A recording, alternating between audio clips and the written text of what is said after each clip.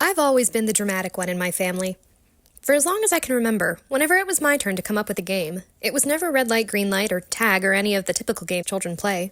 My playtimes always started with the words, "Let's pretend." Stories and performances were my bread and butter since I knew what words were. Naturally, someone this drawn to drama and pretending would be the kind of kid that would want to be in the performing arts. When I was 4 years old, my mother enrolled me in a beginner ballet class with a no-nonsense woman named Miss Rowena. I don't remember much about the class itself. The only things I do remember was that my Mima gave me my very first bouquet after my first recital. A tiny little bundle of tiny little purple and pink roses wrapped in tissue paper. And I remember the bridge between the building itself and the parking lot. Whenever Mom would pick me up from practice, I would walk on the side of the bridge and act out a moment from the children's book, Madeline, perhaps my favorite book/cartoon as a kid. I'd always act out the moment where Madeline is rescued by her dog Genevieve. I'd always be Madeline, and I'd rope my mother into being Genevieve. My mother was my first scene partner for my early years, mostly acting out scenes from movies or books. The ones I remember doing the most with her were the aforementioned Genevieve rescue and the scene from Charlotte's Web, where Fern saves Wilbur from being killed. I never went back to ballet after that, but I wasn't heartbroken. 4 was the year of ballet. 5 was the year of my first audition. My mother had worked at a high school for years by the time I was born, and this was a fancy private school with a high-end performing arts department. Naturally, a 5-year-old can't attend a high school, and kindergarten was too demanding for me to divide my time between coloring and mingling with high school actors, so I had to opt for the summer program instead. When I was 5, they were putting on a summer stock production of The Sound of Music, which I had never seen. At least I didn't remember ever seeing it. I didn't even remember hearing Doe a Deer before that afternoon. As far as I'm aware, I learned it right there. I don't remember anything about the audition itself, except for listening to the other kids, all of whom are much older than I was, singing this song that I had never heard before. What I do remember is after the audition was over, I went up to the director and asked if I could sing something that I chose, which was a very poorly sung VeggieTales song. To the director's credit, she was very professional and treated me like an actor, and not like the dumb kid that I was. Funnily enough, I actually got a part. No, I wasn't cast as Greta, which is what my mom was hoping for. If I'm being honest, I don't really know what my part was. I think I only had one scene, which was the party scene. I think I was Greta's friend or something. According to my mom, quote, "They wanted me in the cast, so they created a chorus part." In other words, I hadn't even been given a proper part. I'd been nepotismed. Of course it didn't matter in the long run, seeing as I chickened out as soon as I saw how enormous the theater was. I didn't audition for anything for 3 years after that. I finished kindergarten and somehow survived first grade with a teacher that probably hated children, but that's a story for another video. After second grade, Mom told me that the high school was doing another show that she thought I'd be interested in. Annie. I had to lie about my age because the youngest they allowed to audition was 10 years old and I was only 8. Don't tell anyone. It was at this audition that I met the dance teacher. We'll call her Miss Dana. Miss Dana was loud, Miss Dana was confident, Miss Dana was a 5-star badass who did not give a damn what people thought of her. Miss Dana wasn't just a dance teacher, she was a dance drill sergeant, but she was hardly a jerk. If anything, she was great with us younger actors. I walked up to her and said my friend's mom was also named Dana, and while most people would get annoyed at a small child interrupting an audition to say something off topic, Miss Dana's only response was, "Is she pretty?" I said yes, and she said, "Good," and moved on. I don't remember much about the audition, but I do remember it was exhausting, and I remember how at the end all of the children were standing in a semicircle. We had to jump out into the middle and say, "My name is Name and I'm 8 years old. Oh my goodness." Of course, as this was Annie, my brain made the connection, and rather than saying it once, I said, "Oh my goodness," like the character Tessie. Apparently that left an impression on Miss Dana. Now, part of my mother's job for this school was taking pictures for the school website and for promotional material and such. Since my brother and I were too young to be left on our own, we would go with her to these events sometimes. About half a month after the Annie audition, Mom had to take pictures for a lacrosse game, and lo and behold, who was sitting in the bleachers in front of us but Miss Dana herself? She told me that she loved my audition, especially how I'd used a line from the show rather than saying what I'd been told. She said it made me look spunky. She also revealed that she and the director were thinking of casting me as Molly, which I eagerly agreed to. That summer was my first professional show. Granted, as this program was being done through a school, the kids had to pay to be a part of it while the adults were paid to be a part of it, but I still had the time of my life. Rehearsals were grueling, but the other kids in the orphanage were wonderful friends. I remember during downtime, the older girls, who I later found out were students at the high school, would play games with us younger kids. I remember being in the theater lobby, in costume and makeup, with Duffy standing at the other end of the room saying, "Good night, animals," and we'd all yell back, "Good night, zookeeper," before trying to sneak up behind her. Basically red light, green light, but we were all moving like animals instead of running. I remember telling silly stories while waiting for our parents to pick us up, and I remember being tucked up in the green room during dress rehearsals, trying not to make too much noise. But they were great people to be around, so it was hard to not have fun. The adults were wonderful too. Miss Hannigan was an absolutely fantastic woman, and because we had so many scenes together, we learned to riff off each other. She actually gave me my first lesson in improv without realizing it. There was one scene where Miss Hannigan was picking lice from Molly's hair, and Grace Farrell comes in to tell her that Mr. Warbucks wants to adopt Annie. But during one dress rehearsal, Grace, for whatever reason, didn't come on for her cue, so Miss Hannigan just started talking. And she said, "Where in the world is that Farrell lady?" I didn't even realize I was improving when I said, "Maybe she left something back at the mansion," and we just kept talking until Grace eventually came on stage. Later that evening, the director gave me major props during notes for filling the scene. I honestly didn't think it was that a big deal, seeing as talking to fill the empty space was something I was just naturally good at, but hey, I wasn't going to tell the director that I hadn't done something right. Mr. Warbucks was also a lot of fun. I remember during mic checks, while everyone else would sing their solos or speak one of their actual lines, he would actually start improvising as well.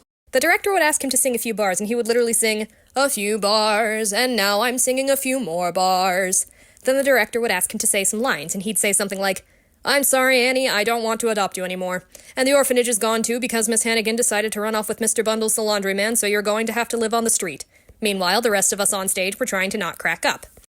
But perhaps the person I remember the most was the girl who played Annie. We'll call her Nadine. Nadine was the sweetest person I'd ever met, and she was always there with a smile and a hug whenever anyone needed it. Because Annie and Molly had so many scenes, she and I got to spend a lot of time together. She was so funny and kind, and even though she had to play up the tough guy act when she was playing Annie, she also played the gentle parts masterfully as well. I remember one night at rehearsal, I was not feeling good. The other orphans had a scene that Annie wasn't in, but because I wasn't feeling well, I had to sit out. Nadine sat with me until my dad came to pick me up. The best part was people thought I was actually good.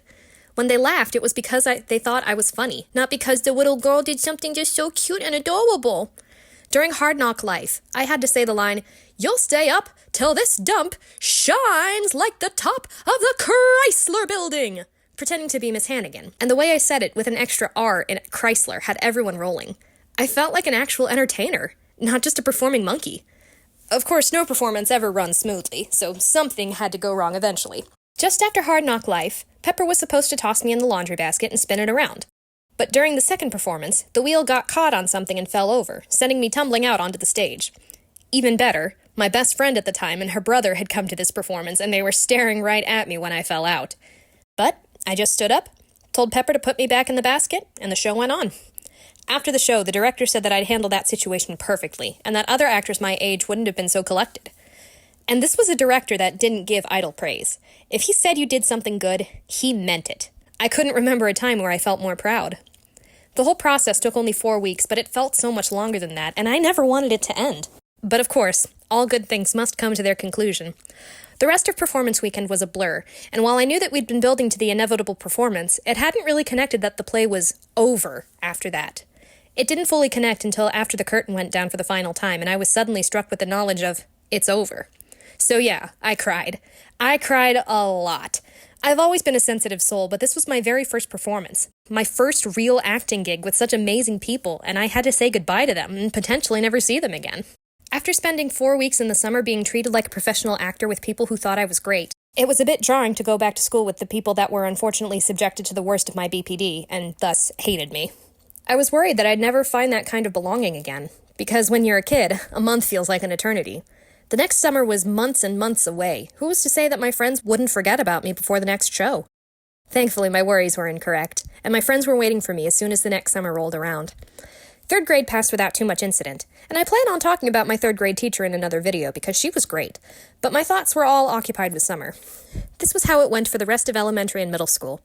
Summer after third grade was High School Musical, which made me feel like such a bigwig because High School Musical had come out 2 years prior and was all the rage with my classmates, and I was indeed treated like a celebrity when they found out, until I had another BPD meltdown and lost all my standing again. I was a cheerleader. Don't ask me why a short 9-year-old was a cheerleader at a high school. Maybe East High had very early acceptance rates. Maybe my character was just a genius. Speaking of character, this was the first time I learned the joy of coming up with your own backstory. Since I was a named character in Annie, I already had a backstory. But Kelly, the name I gave my cheerleader, didn't have one. And we played a game where we all introduced ourselves and gave ourselves personality traits. Mine was, "Hi, my name is Kelly. I'm a junior and I'm really shy." Don't ask me why I went with that. Don't ask me what a shy girl is doing on the cheerleading team. If I could go back in time and ask my 9-year-old self what she was thinking, I would. But alas, technology hasn't advanced that far, so we're all left guessing. Similar to Annie, we spent the performances and dress rehearsals tucked up in the green room trying not to make too much noise.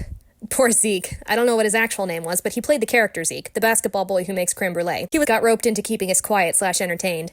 He was a good sport, but having a bunch of kids climbing on him probably wasn't his definition of a good time. After 4th grade was Joseph and the Amazing Technicolor Dreamcoat, which was and still is a favorite of mine. Both Joseph and the narrator are 2 of my dream roles. So I didn't even need to learn the music because I already had it memorized. I had a huge crush on Joseph, and probably the narrator too, though I didn't realize that girls could like other girls, so I didn't realize it was a crush. And both of them were just so sweet. At the beginning, when Joseph was singing Any Dream Will Do, he would come up to different kids on the stage and sing to them, and he came right up to me, and Lord, I felt so special. The narrator was also fantastic. Pretty much think Bettina Miller as the leading player in the Pippin revival, but without a top hat. Because, good Lord, that woman could sing! My favorite memory from that play was how I'd been adopted by one of the brothers. At the end, while Joseph and the narrator are singing Any Dream Will Do reprise, the brothers and their wives would come on from off stage and gather their children, aka they'd grab a kid from the group gathered around Jacob and stand in formation on the stage. Of course, there were less brothers than there were children, so not everyone got adopted. And the rest of us just stayed gathered around Jacob. Jacob's orphanage, we were called. The first time we staged the scene, nobody picked me. The second time we staged it, nobody picked me. The third time, Issachar and his wife, ironically named Isabella, I believe, came right up to me and adopted me. The director had us doing a bunch of family poses, which included me sitting on my dad's shoulders for a hot second. It eventually got changed to me just sitting at their feet, but I still loved it. It felt so silly, but I was so happy to be someone's first choice, and I happily sat at their feet during that show with a huge smile on my face. Side note, Issachar's wife, Isabella, was the tango dancer in Those Canaan Days. Not only was she a fantastic dancer, but she was gorgeous! Seriously, this woman was supermodel pretty and could have easily been on Dancing with the Stars. The brothers were all such great guys as well. I was still a little kid, so 20 looked old to me, so I couldn't tell if they were actually adults or just teenagers.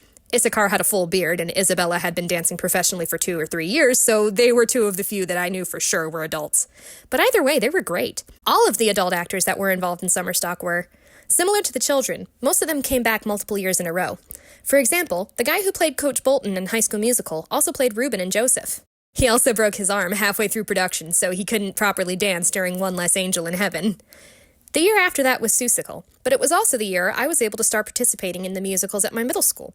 The way performances at my elementary/middle school worked was that every winter there was a music concert for K through 4th grade, and every spring there was a play, usually a musical, for 5th through 8th grade, with each class getting a number that they'd rehearse for in music class. But that's a story for another time. I hope you enjoyed this video. Thank you so much for watching. I have been the Maeve of all trades, and I hope you have a lovely day.